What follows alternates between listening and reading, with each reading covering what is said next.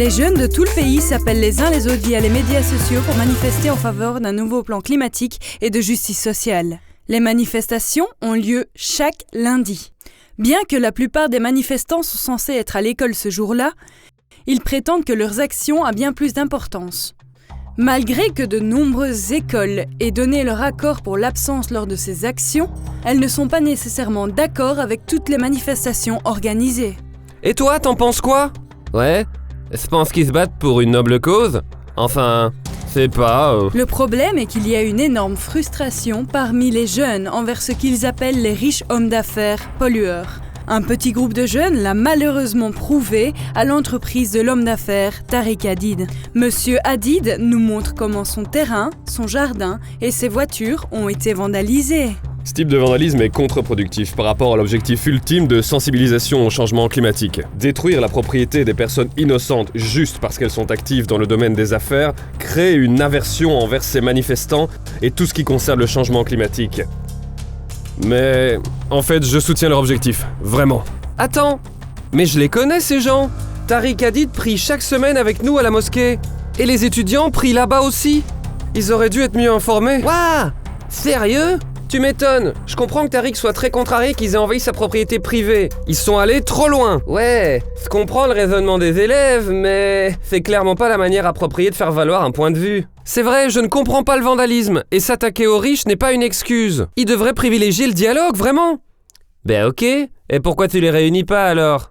Je veux dire, tu les invites à la mosquée et tu joues le rôle de médiateur. Hey! Mais c'est pas une mauvaise idée? Eh ben justement, tu sais quoi? Je dois faire un projet sur l'écologie pour le cours d'islam. Je dois faire prendre conscience aux autres de notre devoir en tant que calife ou co-gestionnaire de la terre de prendre soin de la terre.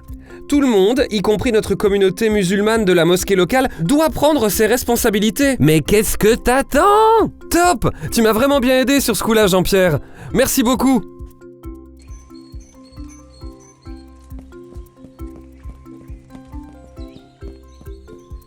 Monsieur Hadid, merci d'être venu. Nous sommes si heureux que vous soyez venu pour discuter avec nous. Eh bien, c'est avec plaisir, Ahmed. Bonjour, monsieur Hadid. Grâce à Ahmed, nous avons compris que vandaliser votre propriété et vous accuser publiquement, c'était pas la bonne façon d'exiger un changement ou une solution durable. On voudrait s'excuser pour ça. Nous ne devons pas oublier ce qui est écrit dans le Coran. C'est qu'Allah a fait des croyants et des hommes les protecteurs de la terre. Allah, eh bien, il a fait de nous des gestionnaires de la terre. Il nous a donné la responsabilité de prendre soin de la terre et de la nature. Notre but est d'appliquer cette éthique environnementale islamique dans notre mosquée. Et on espère vraiment pouvoir le faire avec votre soutien. Exactement. Et nous avons cette responsabilité à tout moment. Il suffit par exemple de penser à l'interdiction d'abattre les arbres pendant la guerre. C'est également souligné par Abu Bakr, un proche compagnon et successeur du prophète Muhammad. Il dit à l'un de ses commandants militaires « Tu trouveras un peuple qui s'est entièrement consacré à Dieu.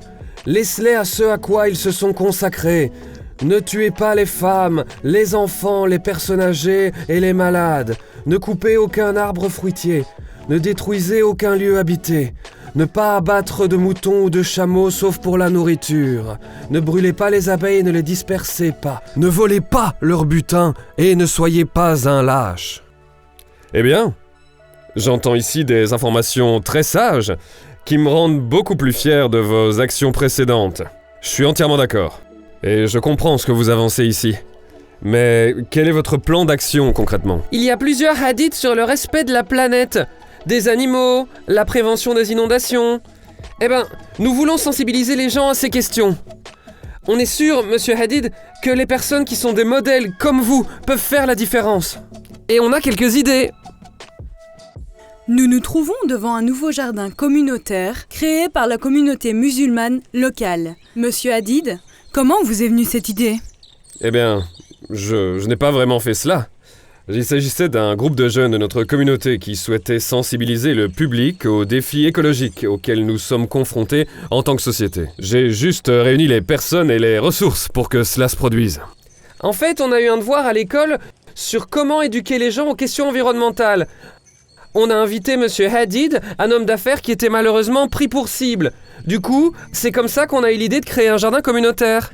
Il nous fournirait des espaces verts pour produire des aliments durables. Le bonus, c'est qu'il renforce la cohésion communautaire et le lien avec la nature. Et cela semble être un succès. Avez-vous d'autres projets pour aider l'environnement ?